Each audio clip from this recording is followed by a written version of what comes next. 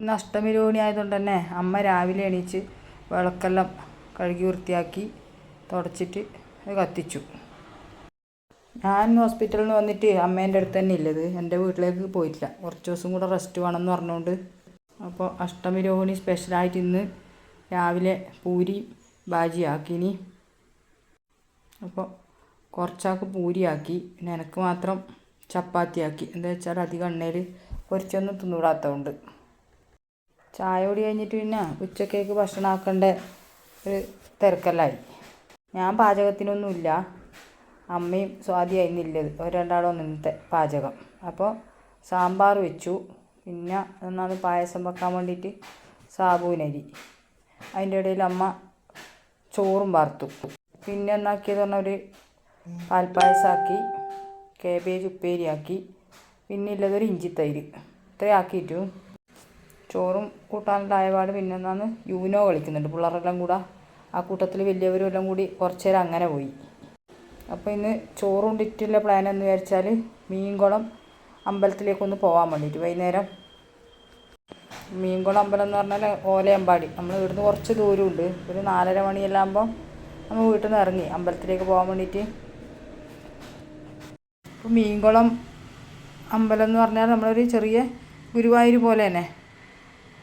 അങ്ങനെ അമ്മ അമ്പലത്തിലേക്ക് എത്തി. വരുമ്പോൾ നല്ല മഴയും ഉണ്ടായിനി. അപ്പോൾ മീൻകുളം അമ്പലത്തിലെത്തിയാൽ ആദ്യം നേരെ അമ്പലത്തിലേക്കല്ല പോലെ ഒരു ചെറിയൊരു കാവ് പോലെയുണ്ട്.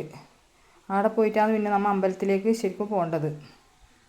അപ്പോൾ ഇവിടെ വന്നാലും നമുക്ക് ഗുരുവായൂരത്തെ പോലെ തന്നെ കുഞ്ഞുങ്ങളെ കൊണ്ട് മഞ്ചാടി വാരിക്കാം. ഇങ്ങനെ അസുഖം വരാണ്ടിരിക്കാനും നല്ല കുഞ്ഞുങ്ങൾ നല്ല ആക്റ്റീവ് ആവാനും വേണ്ടിയിട്ട്. വൈകുന്നേരം ഈ ഒരു സമയമായതുകൊണ്ട് കുറച്ച് തിരക്ക് കുറവുണ്ട്. ഉച്ചവരെ ഭയങ്കര തിരക്കായിരുന്നു എന്ന് പറയുന്നുണ്ടായിന്.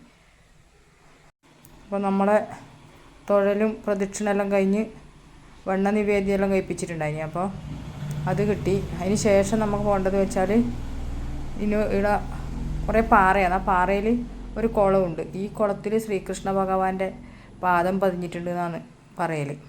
അപ്പോൾ ആ കുളത്തിൽ പോയി ഒന്ന് കാലുമുഖമെല്ലാം കഴുകി നേരെ വില്ലുമംഗലം സ്വാമി വന്നൊരു ഒരു ഗുഹ പോലത്തെ ഒരു സ്ഥലമുണ്ട്. ആടെ ഒന്ന് പോയിട്ട് തൊഴുതിട്ട് വന്നു.